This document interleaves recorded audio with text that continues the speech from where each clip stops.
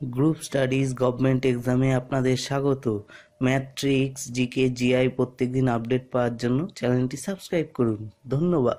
Two group studies government exam. তো আজকে যে আমরা অঙ্ক করব সেটা সরল সুদের অঙ্ক। তো শুরু করার আগে তোমাদের কাছে বলবো যে যারা নতুন আছো তারা অবশ্যই চ্যানেলটি সাবস্ক্রাইব করে নাও জিকে জিআই অঙ্কের আপডেট পাওয়ার জন্য। তো শুরু করা যাক আজকের অঙ্কটি, যেটি বলেছে যে এ মোট মূলধনের অর্ধেক অংশ 15% সরল সুদে, 1/3 18% সরল সুদে ও বাকি অংশ 12% সরল সুদে বিনিয়োগ করে। এর প্রাপ্ত সুদের হারের গড় কত? ঠিক আছে, option A 15.5%, option B 16.34%, option C 14%, না অপশান ডি 15.34%। তো কিছু একটা মূলধন যেটাকে কিছু ভাগে ভাগে করে সে সুদে বিনিয়োগ করেছে, তো তার যে মোট যে প্রাপ্ত যে সুদটা তার গড় বার করতে বলা হয়েছে। তো তোমরা নিজেরা ভিডিওটি পজ করে ট্রাই করো, দেন এখনই করে দেয়া হবে, দেখে নাও। তো অঙ্কটা আমরা কিভাবে করব দেখি। ধরি মোট মূলধন এক অংশ, ঠিক আছে, টোটাল মোট যেটা সেটা এক অংশ। তো প্রথমে কি বলেছে, 15% সুদে হাফ অংশ দিয়ে দিলাম। 18% সুদে 1/3 অংশ দিয়ে দেওয়া হলো। এইবার 12% সুদে বাকি অংশ বলেছে, তো বাকি অংশ কি এক, মোট 1 মাইনাস 1/2 প্লাস 1/3। তো 1/2 আর 1/3 ব্র্যাকেটে দিয়ে দিলে এটা প্লাস হয়ে যাবে, তো আর ব্র্যাকেট তুলে দিলে দুটোই মাইনাস হয়ে যাবে। তো লসাগু হবে 6, তো 6 1 6 আর 2 দিয়ে কাটলে 3 মাইনাস 3, মাইনাস আছে যেহেতু প্লাসে মাইনাসে মাইনাস 3 দিয়ে কাটলে 2, 2 1 2 মাইনাস 2। তো 3 আর 2 গেল, 5 গেলে 1 থাকবে, বাকি অংশ হলো 1/6 অংশ হলো 12% সুদে। তো এইবার মূলধনের অনুপাত কি হলো দেখো, 1/3 ইস্টু 1/2 ইস্টু 1/3 ইস্টু 1/6, একের হাফ অংশ 1/3 অংশ আর 1/6 অংশ, ঠিক আছে। তো এটা মানে লসাগু করলে এলসিএম কত হয় 6, উপরে সবকটা 6 দিয়ে গুণ করব। তো 6 6 6 করলে এটাকে কাটলে 3, 2 দিয়ে কাটলে 3, 3 দিয়ে কাটলে 6কে 2 আর 6কে 6 দিয়ে কাটলে 1। তো 3:2:1 অনুপাতে টাকা দেয়া হয়েছে। তো এইবার দেখো এই জায়গাটা ইগনোর করো, এই পাশ থেকে করা হয়েছে। তো ধরি মোট টাকা, যেহেতু টোটালটা 6, তো একটুখানি স্মার্ট ওয়ার্ক আমাদের করতে হবে যে আমরা 100 না ধরে 600 ধরবো, তাহলে দেখো ভাগ করতে সুবিধা হবে। কিরমভাবে, 15% সুদে হাফ অংশ, 600 হাফ অংশ কত, হাফ কত 300 টাকা।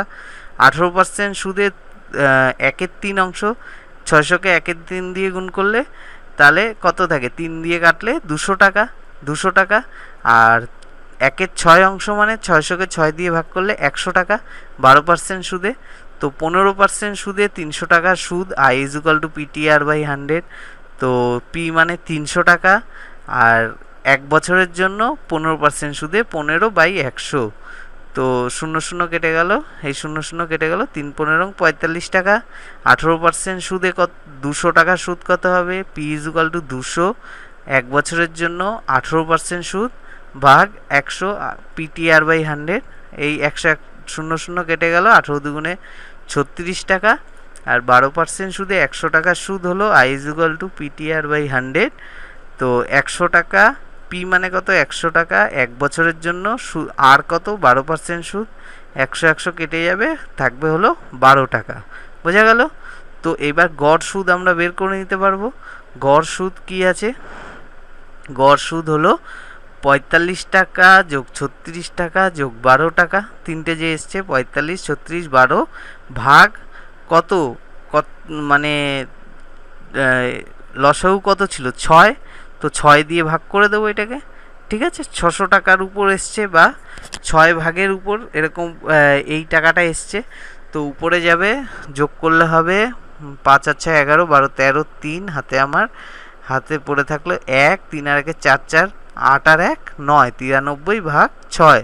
তো 93কে 6 দিয়ে ভাগ করলে 15 পূর্ণ 1/2, ঠিক আছে। 93কে 6 দিয়ে, এই যে এখানটা দেখতে পাবে, 93কে 6 দিয়ে ভাগ করলে 6 1 6, 3 33, আর 5 6 30, 3 15 পূর্ণ 3 6, 3 6কে কাটলে চলে আসবে 1/2, মানে 15 পূর্ণ 1/2%, 15.5%। তো 15.5% কোনটায় আছে দেখে নাও, অপশান ডিতে রয়েছে 15.5%। তো যারা যারা অপশান ডি করেছিলে তাদের অ্যান্সারটা সঠিক আছে। তো এইবার একটা ফর্মুলা দিয়ে আমরা করব।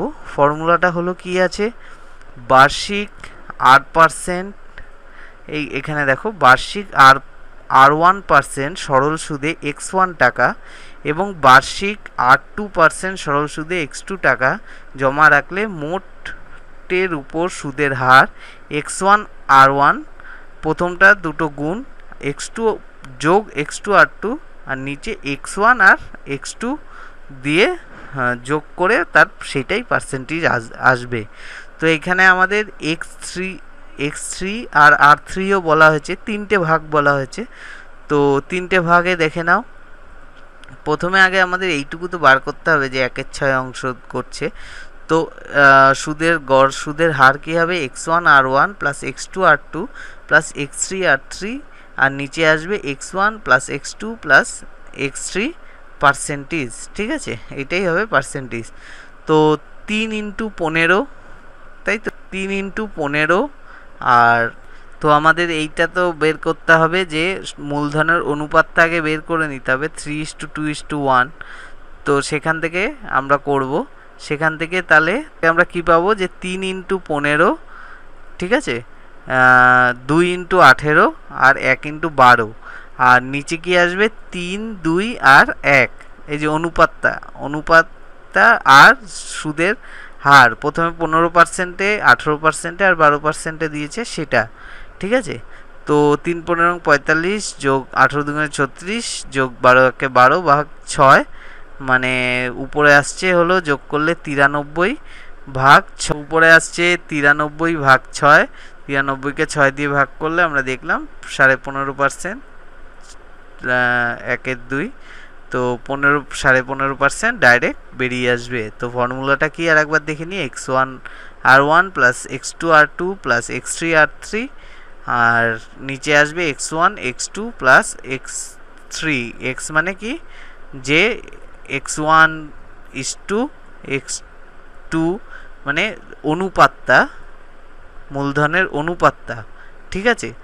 আর R1 R2 মানে হলো তোমার পার্সেন্টেজের অনুপাতটা, ঠিক আছে। তো প্রথমে 12 15 আর 15 18 আর 12তে দিয়েছে সেইটা। তো আমরা নেক্সট তোমাদের এখনই একটা অঙ্ক দেয়া হবে, সেটা নিজেরা প্র্যাকটিস করো এবং নিজেরা পরের ভিডিওতে সেই অঙ্কটি করে দেয়া হবে। তো দেখে নেওয়া যাক কী অঙ্ক রয়েছে।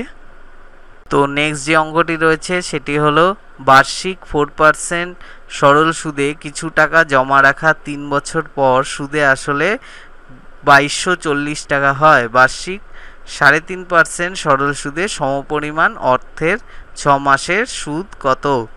অপশান এ 50 টাকা, অপশান বি 35 টাকা, অপশান সি 30 টাকা, না অপশান ডি 70 টাকা। তো তোমরা এই অঙ্কটা প্র্যাকটিস করো এবং জানাও কোন অ্যান্সারটা হবে, কোন অপশানটা রাইট, কমেন্ট করে জানাতে ভুলো না। ভিডিওটি ভালো লাগলে অবশ্যই লাইক করো, বন্ধুদের সাথে শেয়ার করো, আর যদি তুমি নতুন হও অবশ্যই চ্যানেলটি সাবস্ক্রাইব করতে ভুলবে না। সো দেখা হচ্ছে নেক্সট ভিডিওতে, সাথে থাকার জন্য অসংখ্য ধন্যবাদ, থ্যাংক ইউ। तो गाइज ये है नीचे रेड कलर का सब्सक्राइब का बटन, इसको आपने कुछ नहीं करना, आपने सिर्फ ऐसे करके अपने हैंड से ऐसे प्रेस कर देना है, रेड कलर का है वो ग्रे हो जाएगा, एंड देन उसके बाद सामने ही आपका बेल आइकन है, आपने उस बेल आइकन को ऐसे करके प्रेस कर देना है, और फिर आपको जो भी मेरी अगली वीडियोस हैं उसकी नोटिफिकेशन आ जाएगी सबसे पहले। सो गाइज फटाफट से नीचे जो सब्सक्राइब है उसको दबा दे और बेल आइकन को भी दबा दे, ताकि आपको जो भी मेरी आगे वीडियोस हैं उसकी नोटिफिकेशंस मिलती रहे।